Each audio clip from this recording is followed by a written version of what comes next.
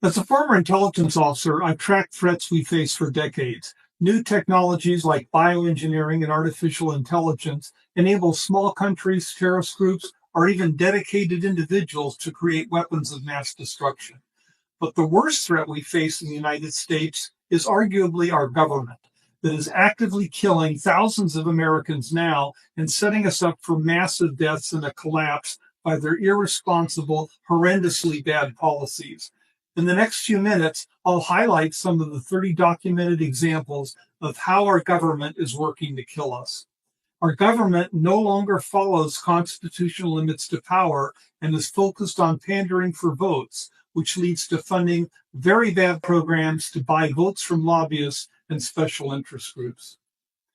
This is why our government funds gain-of-function research to create more deadly viruses and even publishes instructions so anyone can create more deadly viruses. They gave money to potential enemies like China to help them develop deadly new viruses. They lie about the inevitable H5N1 pandemic that is coming, partly due to this dangerous gain-of-function research, and they refuse to warn or prepare Americans for this inevitable, potentially imminent, deadly pandemic and the collapse that will result.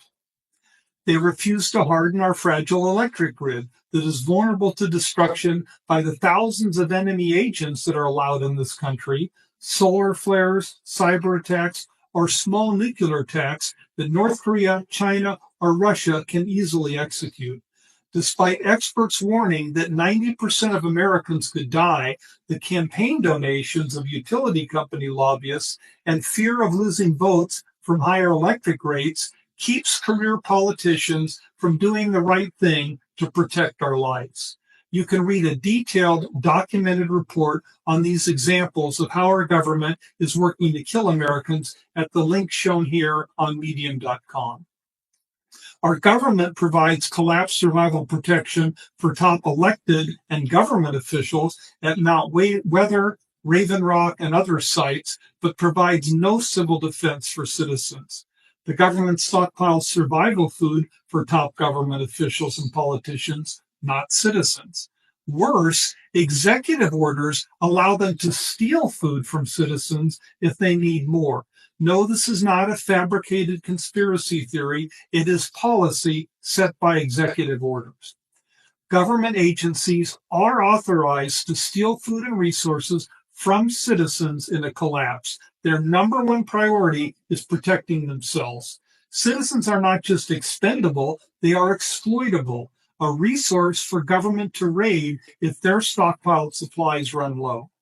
The unconstitutional, unlimited cesspool of regulations at all levels of government doesn't just damage the economy and inflict losses that cost people income, jobs, and lifespan. They make it increasingly harder for citizens to prepare for collapse survival. In public history textbooks written by taxpayer-funded professors, big government politicians are the good guys fighting against evil, greedy businessmen. The Iron Triangle is the official political science term for the bad alliance of government bureaucrats, elected career politicians, and special interest group business lobbyists working together to promote their profits and interests. Big businesses and campaign donations to politicians are indeed often very bad, but there is a far worse alliance that has destroyed good American constitutional government and personal liberty. That's the perverted triangle of government bureaucrats, career politicians, and lawyers. The latter two are often the same person, attorneys and legislatures that pass laws and regulations that generate more business and income for fellow lawyers, more laws and regulations and jobs for government bureaucrats, more campaign donations and power for the career politicians. And many perverted triangle members become lobbyists. Constitutional limits to federal government interference in social matters and personal economic affairs were illegally eliminated in 1937 when a majority of the Supreme Court justices surrendered to pressure and threats from President Franklin Delano Roosevelt, FDR. Later Democratic administrations, along with Republicans, let the perverted triangle surge in power with massive increases in unconstitutional social and welfare programs, an explosion of laws and regulations, undermining family and personal responsibility and dividing the nation. There is not a government conspiracy to deliberately kill citizens, but because of lobbyists, career politicians always running for re-election and prioritizing campaign donations and votes, the lack of any constitutional limits to government spending and policy since FDR coerced the Supreme Court into abandoning constitutional limits to government, a new, very bad system of government has evolved.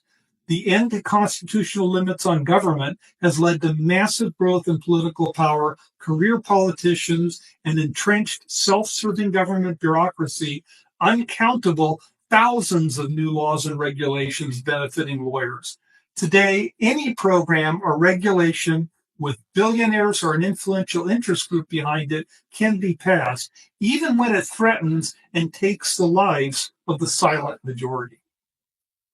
The perverted triangle has approved a multitude of unconstitutional, divisive social programs that benefit them but divide the nation and threaten civil war.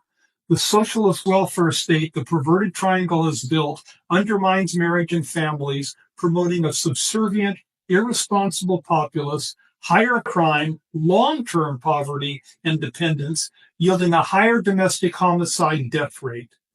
Big government overspending is driving national debt to a level that will bankrupt the country and lead to an economic collapse.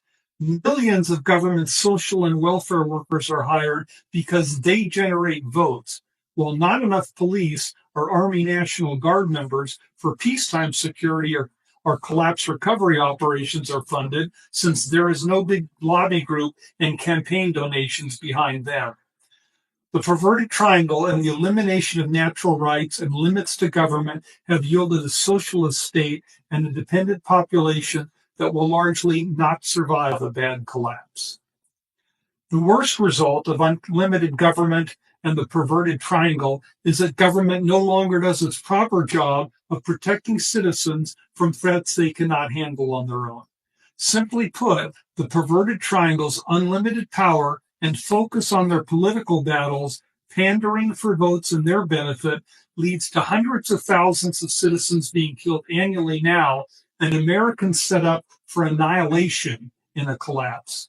Without an end to the perverted triangle's unlimited political power and focus on re-election and pandering for votes with pork and social programs rather than prioritizing national security, most Americans are unlikely to survive the coming collapse. My qualifications include I'm a retired U.S. Air Force colonel, an intelligence officer. I served in the senior executive service in the Department of Defense at the nation's top federally funded research and development center, got a master's degree and PhD in public policy from Harvard University. I founded Fortitude Ranch, the nation's largest survival community, and I consult to help organizations get ready to survive a collapse because our government is not working to protect us. Their policies are killing us now and will lead to the death of hundreds of millions in the coming collapse.